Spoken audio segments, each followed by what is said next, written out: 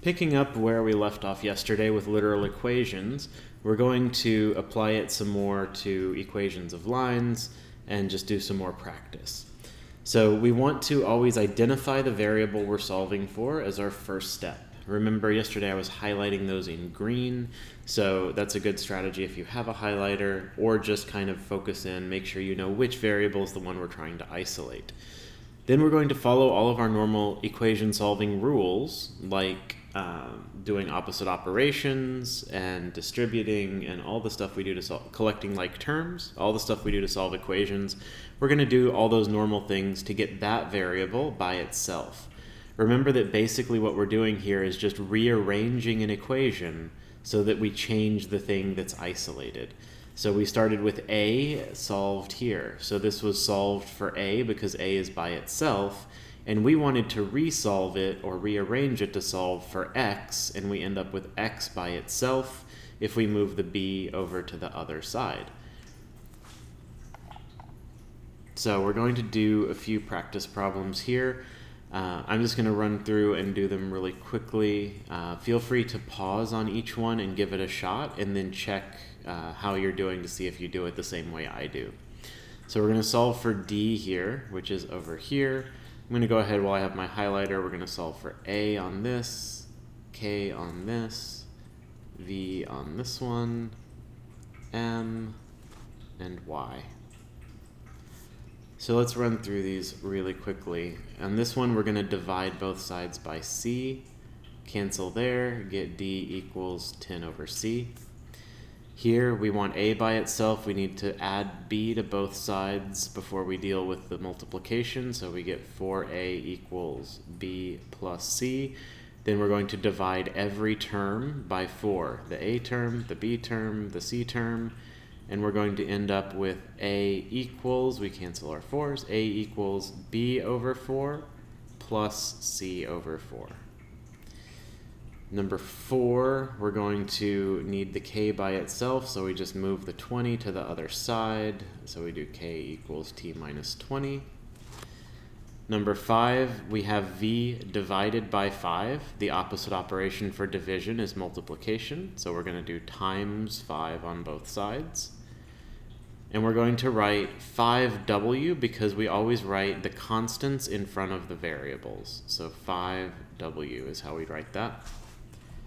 Number 6, we want M by itself, so we need to do addition and subtraction first. We'll move P over here. We end up with 2M equals 11F plus P. And then since we have a coefficient, we're going to divide every term by that coefficient to get M equals 11 over 2 doesn't simplify because 11 is odd. So this is 11F over 2. And P over 2 doesn't simplify because that's just 1/2 times P. Number 7, we're solving for Y. Again, we deal with adding and subtracting first. So we're going to get XYZ equals 10 minus A, or we could write negative A plus 10. That's equivalent. And now we have Y times both X and Z, so we need to divide by both X and Z on every term. So notice I'm emphasizing every term because that's really easy to forget. We always, when we multiply and divide and there's more than 2 terms, we need to make sure every one changes by that same factor. Otherwise, our equation doesn't stay equal. And now we can rewrite. All that's left here is Y. 10 over xz, we can't simplify that. Minus a over xz, we can't simplify that either. So that's all we can do for our answer right there. All right, we're going to go through a few examples on these. These are your practice to get some more experience with this. So I'll pick a few of these to go through. We're going to go to number 7 first of all. And in this one, we want to solve for a. After that, we're going to look at number 9, where we're solving for a again. Then 12, where we're solving for a again. And then finally, we'll go down and look at 15, in which we're solving for a again. So let's go through these 4, and the rest will be for extra practice for you to get the hang of this. So number 7, we have, starting out, u equals k divided by a. So in order to solve for a variable, our variable can't be in a denominator. It has to come up to the top. So we can multiply both sides by this denominator, a, and now that will get it off of the bottom. We're going to cancel a over a because that's how we cancel things, right? If we had 2 over 2, we would cancel it. We can do the same for a over a. And on the left, we end up with a times u, and on the right, all that's left is k. So if we were solving for k, we'd be done. But since we're solving for a, we need to get rid of this times u that we have here. To get rid of times u, we divide both sides by u. Notice that as we multiply and divide both sides by something, if we multiply, we move it from the bottom to the top. And if we divide, we move it from the top to the bottom. Kind of in the way we turn pluses into minuses as they move across the equal sign. So our final answer here will be a equals k divided by u. And that's where we'll end. On number 9, we want a by itself. We have 12 a.m. equals 4.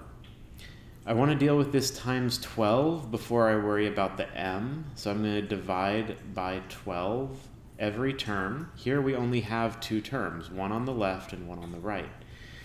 So the 12 over 12 cancels, and I get am, a times m, equals 4 over 12. I can simplify that since both of these are divisible by 4. I can make this 1/3. Then as my next step, I need to divide by m. So I'm going to divide by m. And when I divide a fraction by a number, that number is going to go to the bottom. Just like we saw on the last problem, when we divide something or we move a variable from one side to the other, if it was on top, and we divide, we're moving it to the bottom. And if it was on the bottom, we're moving it to the top. So what ends up happening here is I get a left by itself equals 1 over, and remember the m went from the top, and we're dividing by it, so it's going to join this 3 on the bottom. 1 over 3m.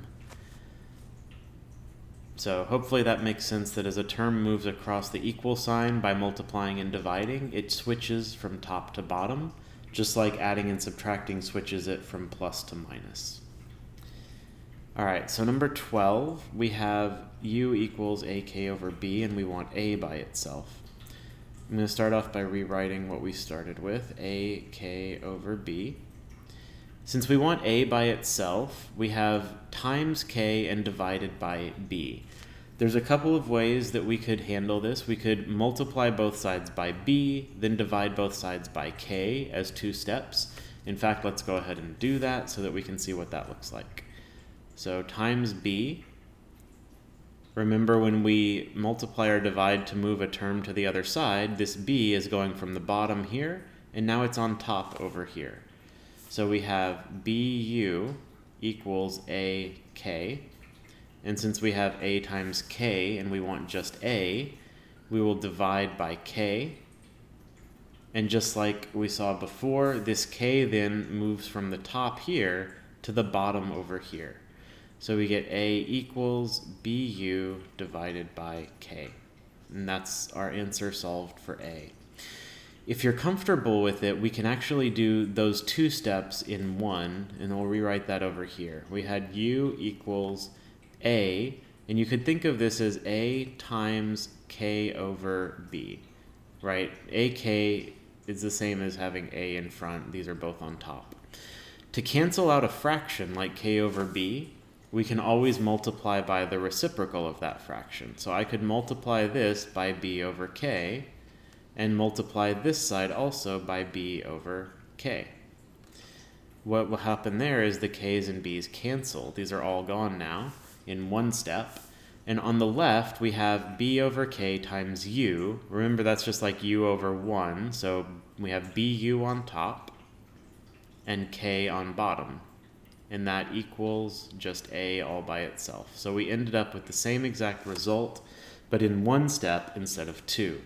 So if you feel comfortable canceling denominator and numerator at the same time with this reciprocal, then you can do that. If not, you can take 2 steps to worry about the division step first and then the multiplication part separately.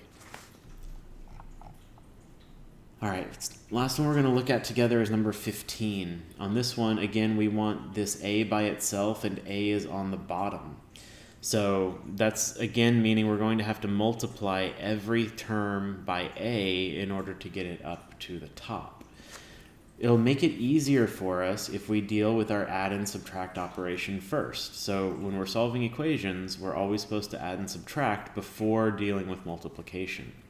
So let's go ahead and do minus b on both sides to get, on the left, z minus b, and on the right, our b's cancel, and we're left with just m divided by a. In order to get the a off the bottom, we're going to multiply both sides by a and move it from the bottom here to the top over here, just like we've been doing. So times a times a. These a's cancel, and we're left with a times, remember this a is times every term. We have a z term and a b term. So instead of writing az minus ab and multiplying our a's, right, then we have more a's than we started with. We're going to leave the a factored out and put the z minus b together in parentheses. So this a is times both of these things that were on the left. And then that equals m, because that's all that's left on the right. Now, we don't want to distribute, because again, if we distribute the a to the z and the a to the minus b, then we end up with 2 a's in our equation, and we only want 1. The way to think of this is we have a times this other thing, z minus b, equals m. Z minus b is all one thing together. Just like the problem we looked at earlier, if z was 9 and b was 2, this would just be like a 7 here, right? So z minus b go together. They make up one term within these parentheses. So instead of distributing, we want to divide both sides by this z minus b, whatever that amount together is. And we'll do that over here as well. So z minus b cancels with z minus b, and we're left with just a equals m over. And again, since nothing is times both of these together, I don't need to write them in parentheses. I can just put z minus b separately like that. So whenever we have to divide by something that is a plus or minus, we have to handle them together all at once. Because if you remember, if we have 4, so say x minus 4 over x, 2x minus 4, something like that. We can't divide just part of that because the x minus 4 is all together as one piece, and all of that is divided by 2x minus 4.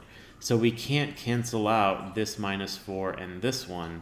That doesn't work out. We have to cancel the entire x minus 4 as a single unit, just like we did with this z minus b.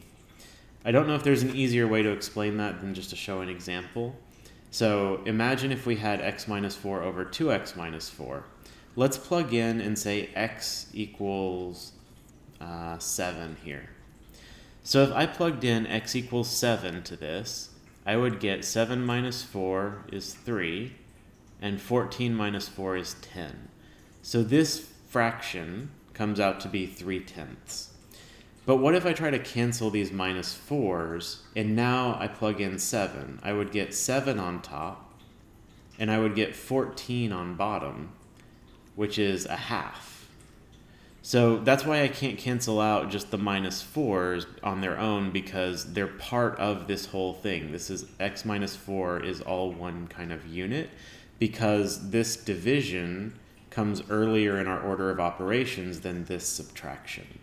Same thing with this 2x minus 4, since it's in this denominator. It's also one unit altogether. I can't pick out pieces of it and cancel out just this minus 4 like that. So hopefully that helps make this clearer. But whenever we're dividing by a set of two things that are added or subtracted, we have to divide by them as an entire unit like we do here. All right, so that's where we'll end on these notes for today. You need to go through and practice the rest of these on your own so that you really can drill these skills and get better at them.